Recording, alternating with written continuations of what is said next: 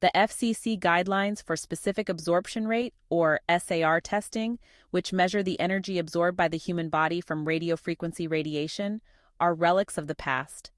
These outdated standards fail to reflect modern usage patterns or account for the proven non-thermal biological effects of RF radiation. Despite evidence to the contrary, academic and regulatory bodies continue to cling to these flawed guidelines, enabling the wireless industry to downplay legitimate health concerns. This story mirrors historical struggles for scientific truth, like the persecution of Giordano Bruno, who was burned at the stake for challenging the geocentric model of the universe. Much like Bruno's time, today's heretics are researchers exposing the inadequacies of SAR standards and the broader misclassification of RF radiation risks. The FCC's SAR testing protocols allow manufacturers to test devices at arbitrary distances. Apple at 5 mm, Google at 10 mm, and Samsung at 15 mm. By applying the inverse square law, we see how radiation exposure decreases exponentially with distance. This inconsistency makes comparing SAR values across devices misleading and meaningless. Worse, the design of many phones like Samsung's S models places antennas at the bottom of the device. While the SAR sensor measures radiation at the ear, significant RF exposure is directed toward the neck or torso, areas without the protective barrier of a skull. A lower SAR reading often creates a false sense of safety, masking the real exposure risks. Just as the Catholic Church resisted heliocentrism to protect its authority, today's academic and regulatory institutions protect the wireless industry's interests. Academics who support the outdated thermal-only paradigm receive funding, career advancement, and credibility, all while endangering public health.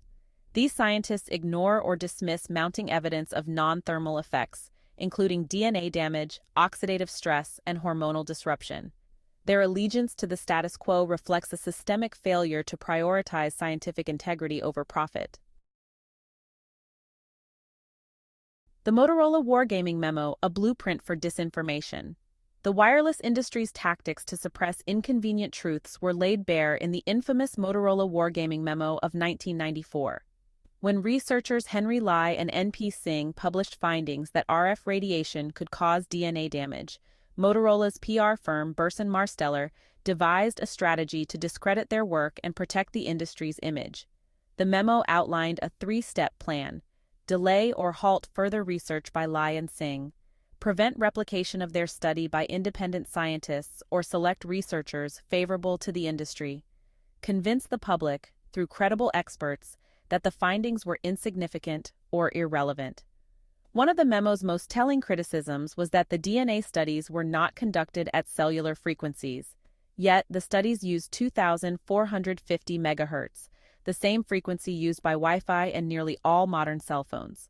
This systematic suppression of scientific findings is eerily similar to the persecution of early astronomers. Just as Galileo's telescope revealed the flaws of geocentrism, modern research into non-thermal RF effects threatens the wireless industry's carefully crafted narrative. Historical parallels, scientific truth versus power structures. The transition from a geocentric to a heliocentric worldview wasn't just a philosophical debate, it was a battle against entrenched power structures. Today, the fight for accurate RF radiation standards faces similar resistance. Industry-funded scientists, much like the Church's theologians, wield their titles and institutions to maintain the illusion of safety.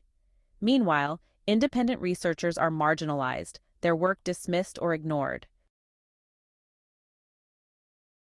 The real risks of RF radiation. The outdated thermal-only framework ignores decades of research demonstrating non-thermal effects. Studies have linked RF exposure to DNA damage, cancer, infertility, and cognitive decline. The National Toxicology Program found clear evidence of carcinogenic effects from RF radiation, yet regulatory agencies refuse to update their guidelines. These non-thermal effects pose the greatest threat to children, whose developing bodies are more susceptible to radiation. Yet, the FCC continues to rely on SAR metrics that only consider short-term heating, ignoring the long-term biological harm caused by RF exposure. A call to action, demand accountability. The wireless industry would burn researchers at the stake if it could, but today it resorts to character assassination and media manipulation. Just as Bruno and Galileo persevered in the face of persecution, we must support modern scientists challenging the status quo. We need updated safety standards that reflect the latest research and protect future generations. The fight for RF safety is not just about science. It's about ethics, accountability, and the right to truthful information. The story of RF radiation mirrors the struggle for scientific truth throughout history. From the heliocentric revolution to the present-day fight against industry spin, progress has always required courage in the face of powerful opposition.